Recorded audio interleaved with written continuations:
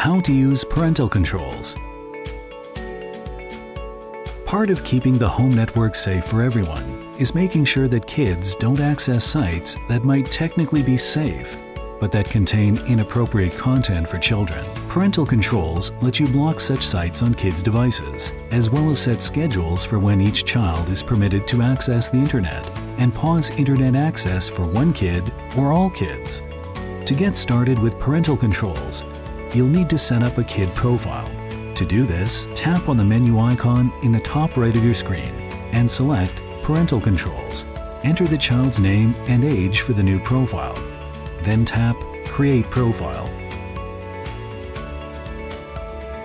Default web filtering has been applied to this profile based on the child's age. Tap on the child's name.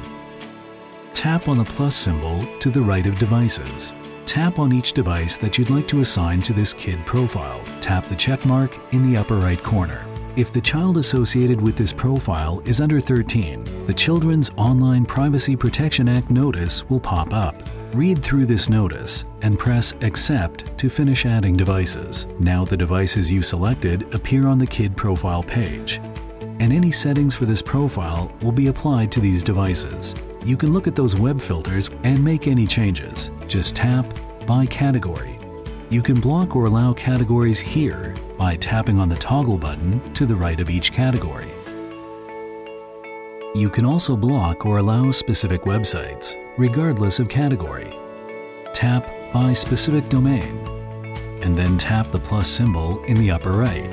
Then type the domain and URL, and toggle to either allowed or blocked as appropriate. If you'd like to specify days and times that your child is allowed to access the network, tap the plus icon to the right of Web Time.